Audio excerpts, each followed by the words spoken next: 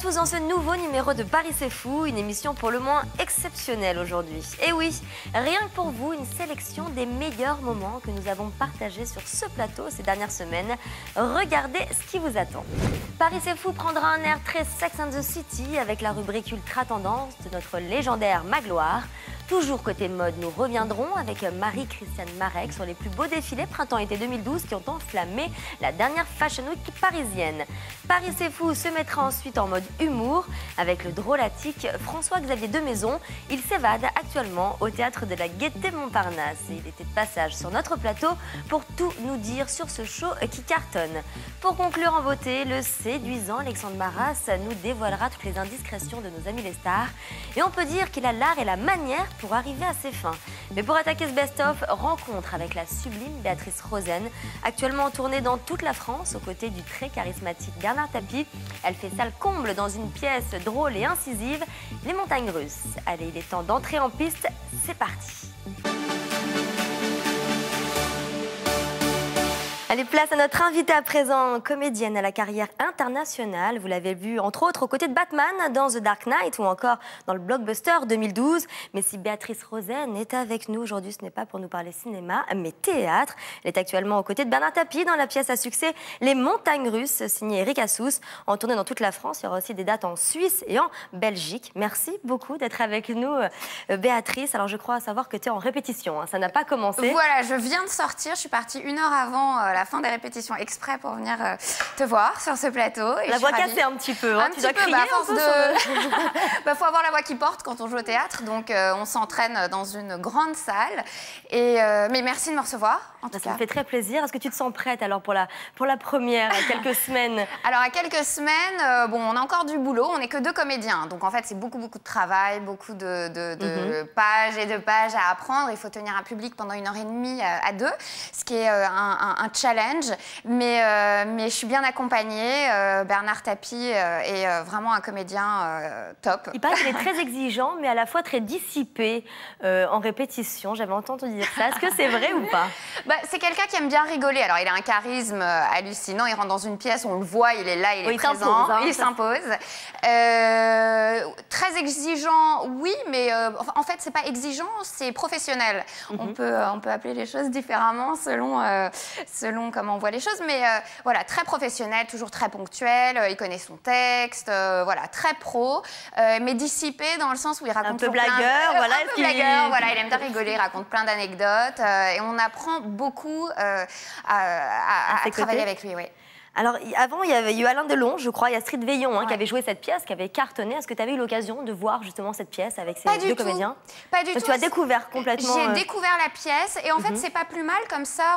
Je ne serais pas tentée de... Voilà, je serais pas influencée, je serais pas tentée de copier. On va avoir un regard original sur cette pièce. Et donc voilà, peut-être je verrai le DVD plus tard pour voir comment eux ont fait les choses. Mais... Est-ce que tu peux nous faire le pitch pour tous ceux qui ne l'ont pas vu? De quoi ça parle, Les Montagnes Russes, Béatrice?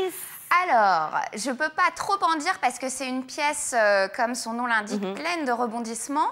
Mais en gros, c'est un homme d'âge mûr qui, un soir, rencontre une femme un peu plus jeune dans un bar et la ramène dans son appartement. Oui. Et donc, la pièce s'ouvre comme ça. Et donc, ce sont 2 personnes qui ne se connaissent pas très bien. On se demande s'il va y avoir donc une histoire, une liaison. Bon. Et c'est une pièce... moi, j'adore cette pièce pour plusieurs raisons.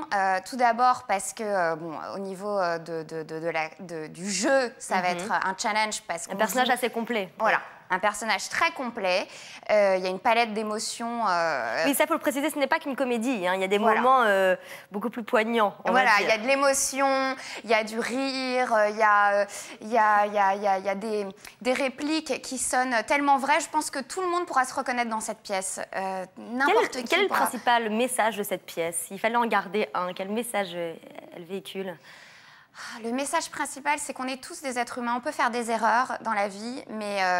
alors, bon, ça paraît un peu... Il faut voir la pièce pour comprendre ce que je dis. Ça paraît un peu générique comme ça, mais on est tous des êtres humains. Je pense que c'est une pièce qui rend les personnages attachants, extrêmement humain. On peut pardonner les faiblesses de certains en creusant un peu plus. C'est ça le message, de ne pas juger au premier abord. Exactement, tout le monde a fait des erreurs et il ne faut pas juger au premier abord.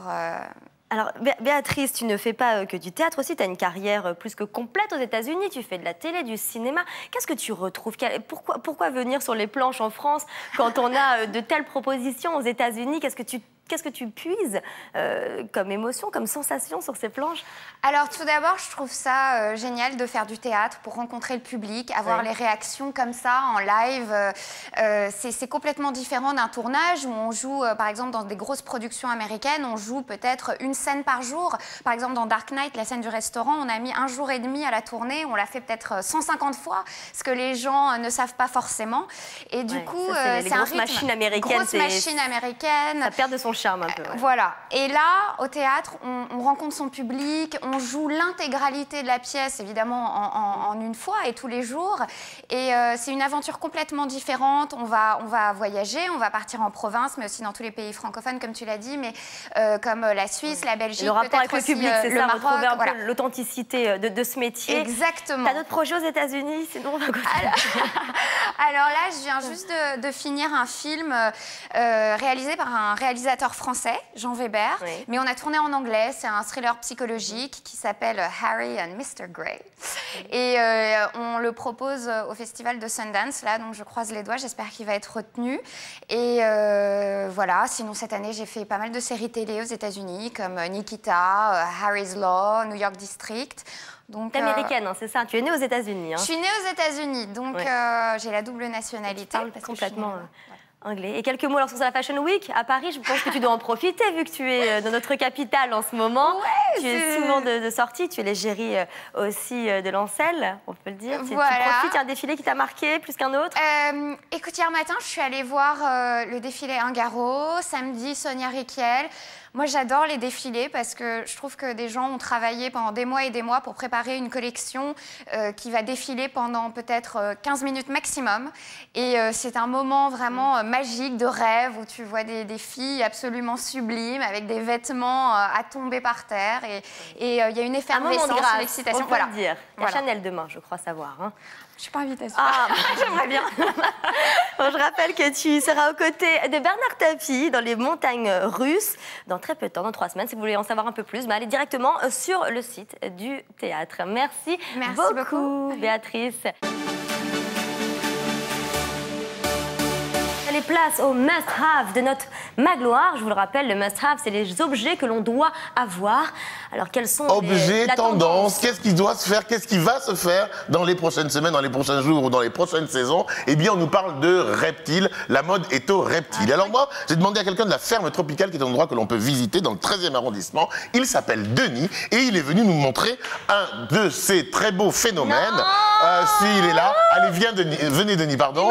Attention dans la caméra. T'as pas le droit, Magloire. Denis est venu avec, comment s'appelle qu'est-ce que c'est comme race, cette petite chose? C'est un boa constrictor. C'est un boa constrictor qui est d'une couleur absolument hallucinante, pas rarissime, mais hallucinante. Donc ça étouffe, absolument. On demande que vous vous asseyez. Alors je sais qu'à Fort Boyard, Patrice Laffont, on a vu des tonnes et des tonnes, mais comme ça. Des tonnes, t'exagères, mais j'en ai fait des tonnes, mais des bois. Mais des bois, voilà. Et alors, voilà, donc cette couleur-là, cette couleur de reptile a donné des idées, et notamment des idées à nos stars. Alors je sais que Denis, qu'on peut aller à la ferme tropicale de 10h à 19h tous les jours dans le 13e. C'est gratuit et c'est chauffé parce que c'est 28 degrés de température constante pour nos chers petits reptiles. Il n'est pas méchant celui-là, il n'a pas de venin. Il étouffe quand même. Il étouffe. Il ne faut pas lui faire ça parce qu'il est un petit peu énervé, je vois. Et nos stars, qu'ont fait nos stars? Eh bien, elles ont pensé qu'elles pouvaient se mettre tout ça autour du cou et en accessoires. On regarde quelques images avec notre copine Naomi Campbell, par exemple. Elles font de la fourrure et des reptiles leur accessoire favori. Regardez, donc fourrure et un reptile pour notre amie Naomi Campbell et d'autres. Merci Denis, on viendra bientôt à la ferme tropicale et on parlera d'un bouquin tout à l'heure à la fin de l'émission. Ça y est, je peux le toucher. Regarde. Alors, Magloire t'avais dit que tu le mettrais autour du cou. Oui, non, moi non, c'est pas possible. Je suis allé dans un salon qui s'appelle Le Cuir à Paris, où vous allez découvrir des choses absolument hallucinantes parce que ces peaux-là, on préfère les voir voir vivantes, mais lorsque l'on utilise et qu'on les tanne, ça fait des choses absolument merveilleuses. Et j'ai rencontré une jeune femme tout à fait formidable qui s'appelle Claude Vuillermet, qui est penseuse de la mode, je dirais. Elle travaille pour un bureau de style qui s'appelle l'agence Polyfemme et elle m'a présenté toutes les tendances, les must-have, ce que vous allez porter, ce que vous voudrez porter prochainement. Regardez ce qu'il y a ici, par exemple. Ça, c'est magnifique, par contre. Alors, savez-vous ce que c'est? Ça, c'est du crocodile. C'est un... Tu triches, t'es gonflé. Effectivement, c'est France Croco qui m'a prêté cette peau. Regarde, tu peux la soulever. C'est une peau entière de crocodile. Tiens, avec ta copine. effet minéral. Viens voir papy, lui dit l'autre. Ta copine. C'est dégoûtant ce que tu fais. C'est ta copine. Donc cette peau de Voilà crocodile comment tu vas deviendra, finir. comme vous le voudrez, un sac, des chaussures, des bottes ou un string. À vous de le vouloir. Regardez ce que l'on peut faire avec du serpent. Tiens, attrape-moi ça. Ah ben voilà comment il va finir. Montre-lui comment il va finir. C'est Gérald. Federico Albarello qui nous a fait ce serpent radiant. C'est Ah, du ça, c'est serpent super absolument, joli, un traitement particulier de serpent. Voilà. Et je vais vous montrer quelque chose que vous n'imaginiez pas Voilà. en peau. Ceci, Ça, savez-vous ce que c'est? Caïman.